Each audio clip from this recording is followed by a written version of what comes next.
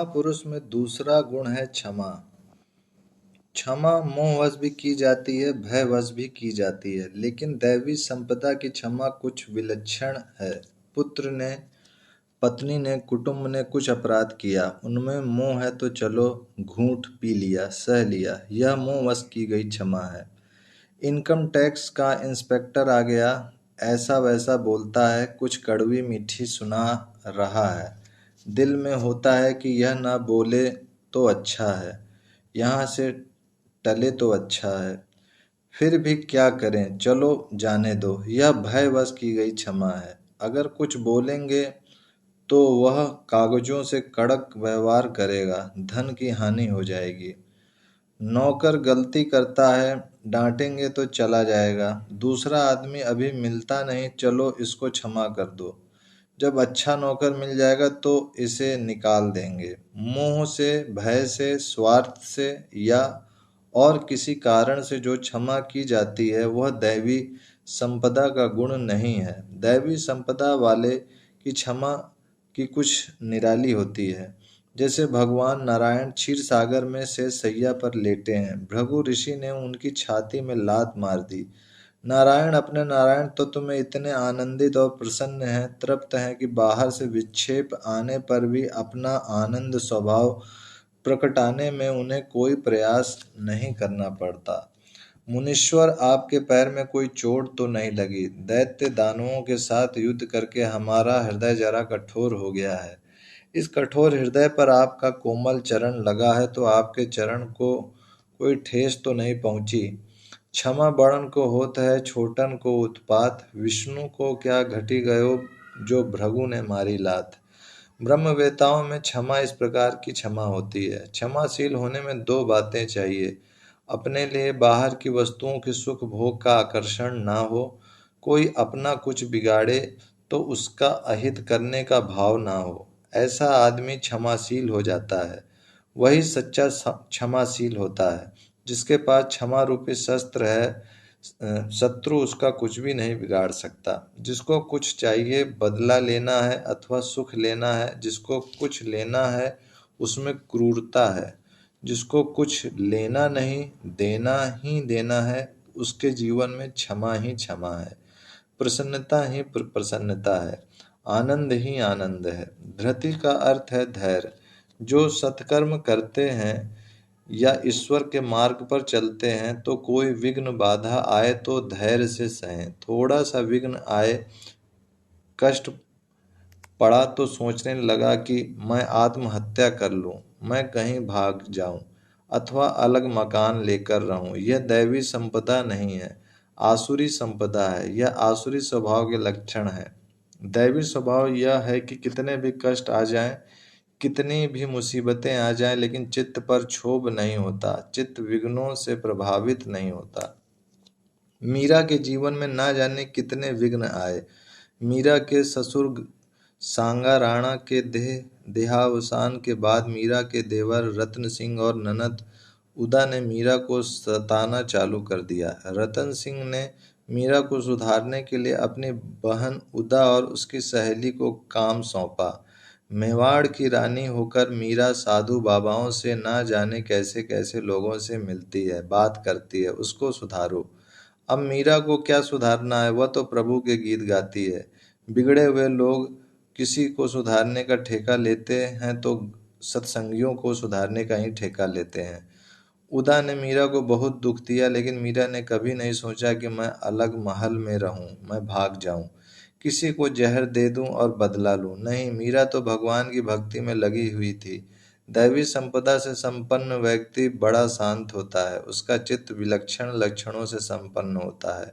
मीरा की भक्ति देखकर उदा जलती थी। उसको काम सौंपा गया था कि मीरा को सुधारो। कृष्ण कन्हैया बंसी बजैया की सेवा छोड़कर जैसे और लोग काम क्रोध के लोभ मोह के दलदल में फंस मरते हैं, ऐसे ही मीरा भी फंस मरे, ऐसा उनका प्रयोजन था। संसार के दलदल में फंस मरने वाले ऐसा नहीं मानते कि हम फंसे मरते हैं। फंस मरने वाले समझते हैं कि यही सच्चा जीवन है, भगत का जीवन ही बेकार है। भगत सोचता है कि ये बेचारे फंस मरे हैं, इनको निकालूं तभी इन्हें सच्चे जीवन का पता चलेगा। जब तक व्यक्ति के जीवन में आंतरिक प्रकाश नहीं हो आता तब तक समझता है कि खाना पीना, बढ़िया कपड़े पहनना, पेट को दिल्ली दरवाजा का बाजार बनाकर उसमें ठूंसते ही जाना यही जिंदगी है। नहीं, ठूस ठूस कर खाने को जिंदगी नहीं कहते, ड्राई क्लीन कपड़े पहनने को जिंदगी नहीं कहते। हजार हजार दुख और मुसीबतों की आंधी और तूफान आए फिर भी दिल को ना हिला सके, ऐसे दिलबर के साथ एक हो जाने को ही जिंदगी कहते हैं। न खुशी अच्छी है न मलाल अच्छा है, यार जिसमें रख दे वह हाल अच्छा है। हमारी ना आरजू है ना जुस्तजू है, हम राजी हैं उसमें जिसमें तेरी रजा है। प्रभु की मस्ती में जो मस्त है उनको दुनिया के भोग विलासों की आवश्यकता क्या है।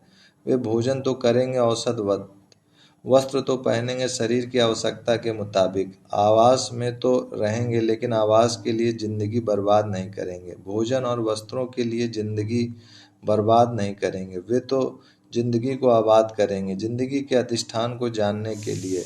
ये दैवी संपदा के लोग होते हैं। ऐसे पुरुषों का तेज निराला होता है, उनमें काफी धैर्य होता है। शौच का अर्थ है शुद्धि। शुद्धि दो प्रकार की होती है, आंतर शुद्धि और बाह्य शुद्धि। बाह्य शुद्धि तो साबुन मिट्टी पानी से होती है और आंतर शुद्धि होती है राग द्वेष वासना आदि के अभाव से।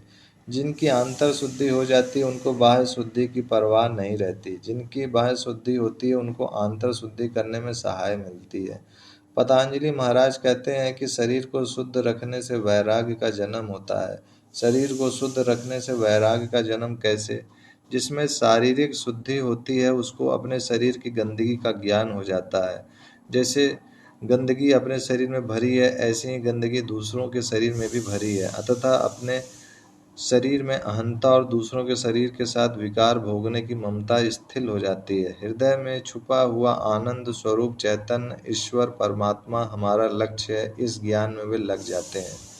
पतंजलि महाराज कहते हैं, जब आंतर बाह्य दोनों प्रकार के सोच दृढ़ हो जाते हैं तो योगी को अपने शरीर पर एक प्रकार की घृणा उत्पन्न होती है और दूसरों के शरीर के संसर्ग की इच्छा भी नहीं होती। सोच से शरीर में आसक्ति कम होती है, शरीर से निकलने वाली गंदगी से घृणा होकर आदमी का चित्त वासना से निर्मुक्त होने लगता है। बुद्ध के जमाने में काशी में एक नगर सेठ था। उसके पुत्र का नाम था यश कुमार। यश कुमार के लिए पिता ने 3 मौसम के लिए 3 महल बनाए थे। राग रागिनी आलापने वाली गायिकाएं नर्तिकाएं दासियां यश कुमार को घेरे रहती थीं। अपार धनराशि थी। पिता को बड़ी उम्र में बेटा हुआ था, इससे अत्यंत लाडला था। उसे कहीं वैराग न लग जाए, बुद्ध के भिक्षुकों का रंग न लग जाए, इसके लिए यह सब इंतजाम किया गया था। जैसे सिद्धार्थ बुद्ध के लिए उनके पिता राजा सुद्धोधन ने सिद्धार्थ को ऐहिक सुखों में गरकाव करने के लिए व्यवस्था की थी, ऐसे ही यश कुमार को उसके पिता ने ऐहिक सुखों में गरकाव कर दिया। लेकिन भगवान अपने प्यारों को सदा गंदगी में गंदे विचारों में पचने नहीं देना चाहते। एक रात्रि को गायन वादन सुनते सुनते नृत्य देखते देखते यश कुमार किसी कारण वसात जल्दी सो गया। नींद आ गई। रात्रि को जल्दी सोने से शरीर की थकान बहुत अच्छी तरह से मिटती है। इतर समय की नींद की अपेक्षा रात्रि को 9 से 12 की नींद 2.5 गुना ज्यादा लाभ करती है। 12 से 3 की नींद दुगना लाभ करती है। 3 से 6 की नींद 1.5 गुना लाभ करती है। सूर्योदय के बाद की नींद जीवन में आलस्य प्रमाद लाकर हानि करती है। दय योग से एक दिन राजकुमार जल्दी सो गया। मध्यरात्रि के बाद 1:30-2 बजे उनकी नींद खुल गई। देखता है कि नाचने गाने वाली स्त्रियां सब सोई पड़ी हैं, खुर्राटें भर रही हैं। किसी के मुंह से लार निकल रही है, किसी का हाथ विचित्र ढंग में पड़ा है। पफ पाउडर, लाली, लिपस्टिक का मेकअप, उस जमाने में जो कुछ होगा वह सब गड़बड़ हो गया है। बाल बिखरे पड़े हैं। यश कुमार दिए की लौ तेज करके सबकी हालत देख रहा है। शाम के वक्त हार श्रृंगार वस्त्र आभूषणों से सजी धजी हास्य विलास करते हुए रमणियां अभी घृणास्पद हालत में पड़ी हुई विभत्स लग रही हैं। यह सोचने लगा, क्या इन्हीं अंगनाओं के पीछे मैं पागल हुए जा रहा हूँ, जिनके मुंह से लार निकल रही है, जिनके नाक में गंदगी भरी है। ये ही स्त्रियां मुझे सुंदर लग रही थीं। इनमें सुंदरता जैसा है क्या? मेरा नाम यश कुमार है, पर अपयश हासिल हो ऐसा काम कर रहा हूँ। इन हाड़ मास के सुंदर दिखने वाले पुतलों में सौंदर्य अपनी नहीं है, सौंदर्य तो किसी और का है। उस तत्व का संपर्क कनेक्शन टूट जाए तो मुर्दे हो जाते हैं। धिक्कार है मुझे कि मैं इनके हाड़ मास के शरीर को प्यार करते हुए इनके साथ अपना भी यौवन नष्ट करता हूँ। इस छोटी सी उम्र में मुझे बुढ़ापे के लक्षणों ने घेर लिया है। मैं यौवन में ही बूढ़ा हो रहा हूँ। मेरा शरीर अभी से रुग्ण होने जा रहा है। जितना माणिया भोग उतना भया रोग। हाय, यह मैं क्या कर रहा हूँ? यश कुमार को अपने आप पर ग्लानि हुई। उसका दिमाग चकराने लगा। वह धरती पकड़कर बैठ गया। फिर से उन थूक और लार टपकाती हुई खुर्राटे भरती गंदगी और अस्त-व्यस्त लाशों जैसी पड़ी हुई नर्तकियों को निहारने लगा। यह देखकर उसके चित्त में वैराग का तूफान उठा। अपने दोषों की निंदा करने से पाप जल जाते हैं, दूसरों की निंदा करने से पुण्य जल जाते हैं। यश कुमार का अंतःकरण थोड़ा शुद्ध हुआ। यश कुमार उठा, सीढ़ी का हाथा पकड़ते हुए धीरे से नीचे उतरा, चुपचाप दरवाजे का खटका किए बिना बाहर निकला। महल और संसार का त्याग करके यश कुमार वहां से रवाना हो गया। प्रभात काल में भगवान बुद्ध गंगा किनारे अपने विहार में टहल रहे थे। उनके चरणों में यश कुमार जा पड़ा। बोला, बनते, संसार धोखा है, दुख रूप है, उससे बाहर निकलना दुष्कर है, मुश्किल है।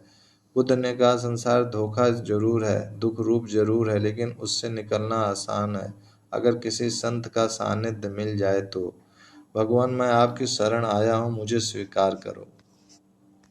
बुद्ध ने यश कुमार को अपना लिया, थोड़ा उपदेश दिया। सुबह हुई, महल में नर्तकियां दासियां जागी, देखती हैं कि यश कुमार का कहीं पता नहीं है।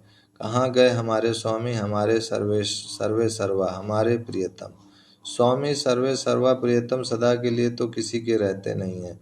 किसी का भी संबंध सदा के लिए नहीं रहता। कैसा भी प्रियतम हो, कैसी भी प्रिया हो, लेकिन कभी न कभी कहीं न कहीं झगड़ा, विरोध, विनाश अवश्य हो आता ही है। जो एक दूसरे के हाड़ मास चाम को देखकर शादी कर लेते हैं, उनमें झगड़ा होना बिल्कुल नियत है। यह जरूरी भी है। प्रकृति का यह विधान है कि जो प्रेम परमात्मा से करना चाहे, वह प्रेम गंदगी भरे नाक से किया तो तुम्हें धोखा मिलना ही चाहिए। जो प्यार ईश्वर से करना चाहिए, वह अगर चमड़े, रक्त, नस नाड़ियों से, लार और थूक से भरे शरीर से किया, शरीर के भीतर बैठे परमात्मा की ओर निगाह नहीं गई तो उन शरीरों से दुख, दर्द, बेचैनी, मुसीबत, अशांति, कलह मिलना ही चाहिए। यह प्रकृति का अकाट्य नियम है। जो भरोसा परमेश्वर पर करना चाहिए, वह अगर बाहर की सत्ता पर किया तो गए काम से। जो भरोसा ईश्वर पर करना चाहिए, वह भरोसा अगर किसी पद पर, प्रतिष्ठा पर, किसी वस्तु या व्यक्ति पर किया तो व्यक्ति, वस्तु, पद, प्रतिष्ठा खींच लिए जाएंगे। ईश्वर के सिवाय का जो भी सहारा अंतःकरण में घुस गया है, उस सहारे में विघ्न आता ही है। विघ्न इसलिए आते हैं कि मौत के समय ये सहारे छूट जाएं, उससे पहले शाश्वत सहारे को पाकर अमर हो जाओ। यश कुमार के पिता महल में आए। माँ आई, पूछने लगे, पुत्र कहाँ है, बेटा कहाँ है? नर्तकियां दासियां से से रही हैं। किसी ने दिखावे का रोना रो लिया तो माँ ने मुंह युक्त रोना से लिया। शोकमग्न माहौल बन गया। अनुचरों ने यश कुमार के पद चिन्हों का पीछा करके पता लगा लिया कि यश कुमार बुद्ध विहार में पहुंचा है। माता पिता पुत्र के पास गए, समझाने के लगे कि हे पुत्र, इतना धन, वैभव, सुख संपत्ति छोड़कर तो भिक्षुक होकर इधर फकीरों के पास रहता है। चल बेटा, घर चल मेरे लाडले। बुद्ध ने देखा कि अभी अभी इस युवक के चित्त में वैराग का अंकुर पनपे हैं। अभी इन अंकुरों को सींचना चाहिए, ना कि संसार के विषयों के तपन देकर जलाना चाहिए। वे यश कुमार के माता पिता से कहने लगे, हे श्रेष्ठी, अभी इसके पुण्य उदित हुए हैं, इसीलिए नश्वर छोड़कर शाश्वत की ओर आया है। अब तुम्हारे कहने से फिर संसार के कीचड़ में हाड़ मार चाटने चूतने में अपनी जिंदगी बर्बाद नहीं करेगा। बुद्ध ने यश कुमार के वैराग को सहारा दिया। जो बोधवान पुरुष है, उनमें यह तेज होता है कि जिससे विलासी और विकारी लोगों में निर्विकार नारायण की और यात्रा करने की रुचि हो जाए। कहीं फिसलते हो तो ऐसे महापुरुषों का सानिध्य सेवन करें तो फिसलाहट से बच जाएं।